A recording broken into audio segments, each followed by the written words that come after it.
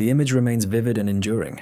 A medieval farmer, drenched in dirt from head to foot, suffering from decaying teeth and tangled locks, dwelling in extreme filth.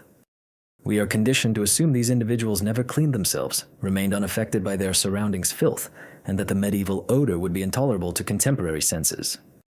To clarify from the beginning, according to our current standards of antibacterial products, regular hot baths, and modern sanitation, a medieval laborer was undeniably dirty. Their environment consisted of dirt, waste, and smoke. Yet concluding they indulged in squalor due to lack of knowledge or disinterest misses the reality of their existence. Actually, medieval peasants weren't unaware of cleanliness. Their perception of it was significantly shaped by pressing demands and limited resources. Their hygiene practices stemmed from immediate concerns rather than an understanding of microorganisms they couldn't have grasped. They prioritized being adequately clean. It involved hands sufficiently clean for dining, a visage neat enough to greet others, and garments free from pests. The genuine narrative of peasant hygiene is captivating, situated between the legend of the unclean savage and contemporary, nearly sterile focus on cleanliness. It's a tale of navigating a grim reality through basic instruments and ancestral knowledge to maintain a trace of structure and sanitation in a life perpetually pulling them into filth. To grasp rural cleanliness, one must first analyze the peasant's dwelling. Disregard picturesque homes with railings. The standard medieval peasant shelter diverged sharply from utopian ideals. It housed a one-room structure made of woven wood, clay, and grass, featuring a sloping ceiling and, above all, a floor of unpolished loam. This modest home served as the core of daily activities, labor, and unavoidably, a significant amount of its natural filth. The building's design posed difficulties for maintaining hygiene. A chimney was frequently absent. A rudimentary fire smoldered in a central hearth. Smoke heavy with ash would gather in the hut before slowly escaping through a roof gap or seeping through the thatch. This resulted in all interior elements, walls, sparse furnishings, occupants, and their attire, being constantly covered in a thin layer of soot and ash. The atmosphere was dense, smoky, and oppressive, consistently bothering the eyes and respiratory system. The earth and floor likely played the largest role in the overall filth. In contrast to a stone or wooden floor that could be scrubbed, compacted soil retained all substances. Leftover food, spilled beverages, animal waste, particularly in winter when livestock frequently occupied the hut for heat, and external debris all merged with the floor.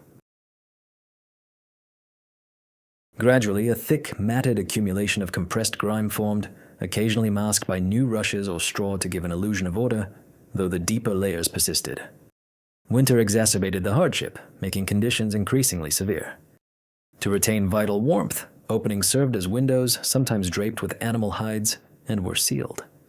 Animals like swine, poultry, or young cattle were housed indoors to shield them from harsh elements and threats, introducing additional odors, excrement, and pests to the cramped environment. The peasant dwelling was not a tidy residence, but a dynamic, respiring, and frequently foul-smelling environment where people and animals shared tightly packed quarters, despite unsanitary conditions.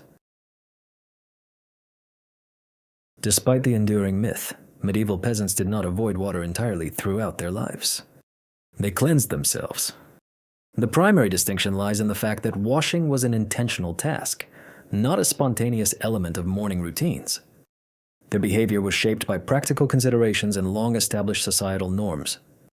The most basic hygiene practice, then as now, involved washing hands and face. This was a morning routine. A vessel of water, collected from the closest well or stream, served the household for cleansing their eyes upon waking, and above all, for hand-washing prior to eating. Using a shared bread or a communal stew with unwashed hands was not merely unsanitary. It signaled deep disrespect toward those sharing the meal.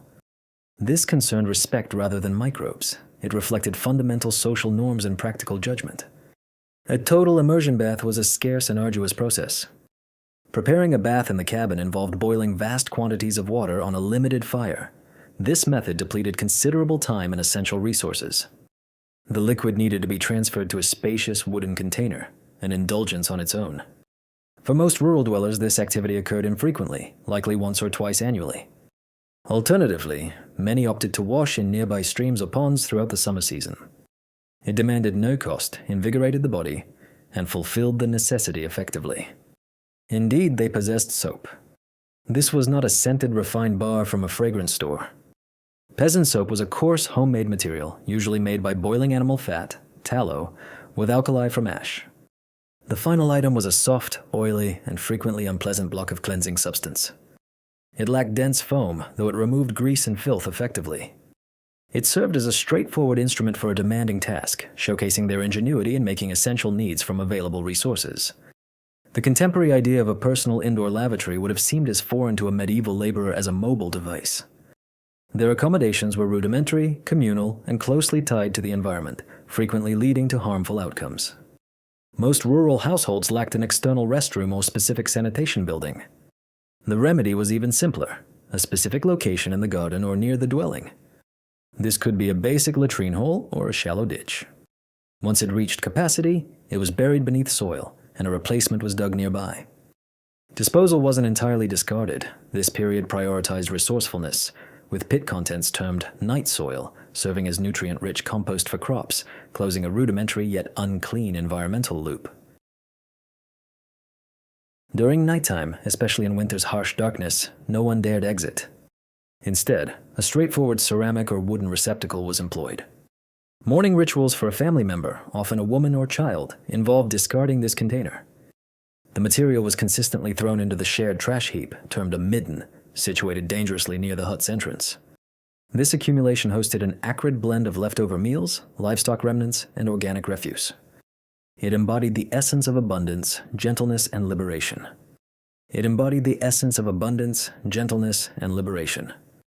A few flat leaves, patches of moss, dry grass, or hay were standard options. This was an entirely practical approach addressing fundamental requirements. The greatest risk in this setup stemmed from its effects on water sources. Refuse from latrine pits and refuse piles would inevitably infiltrate the soil. Torrential rain would carry this contamination straight into adjacent waterways and shallow wells. They lacked awareness of microorganisms or water-related germs, yet endured persistent health impacts. Diseases like dysentery, cholera, and typhoid were widespread, frequently mistaken for digestive issues or seasonal ailments.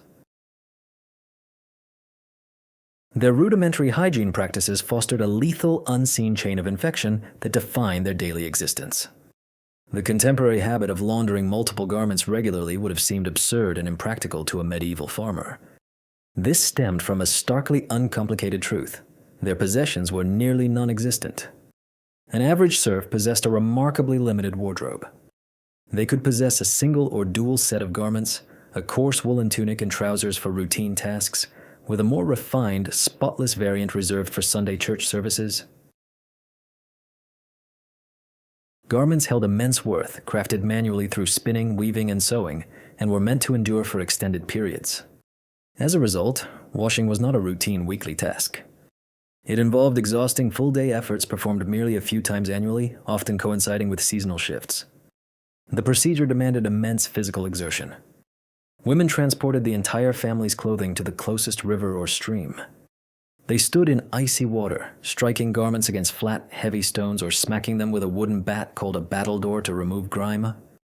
The detergent was a caustic, handcrafted soap derived from lye for personal hygiene, which worked well but damaged fibers. Occasionally, stored urine, high in ammonia, was gathered and applied as a powerful bleaching and stain-erasing solution, showcasing their adaptability despite outdated hygiene norms. Their garments, crafted from rough, long-lasting fabrics such as wool and flax, tolerated this occasional, strenuous process. Wool, in particular, possesses a unique trait. Its inherent lanolin content provides waterproof qualities and effectively resists grime. If frequent washing was uncommon, did they remain perpetually soiled? That is not entirely accurate. Daily upkeep included rigorously scrubbing remnants of dust and soil from the tunic after it dried. Garments were exposed to smoke-laden flames to eradicate pests and erase odors.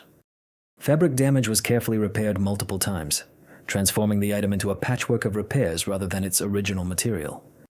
For a medieval peasant, a clean garment was not a routine necessity, but an acquired, fleeting privilege.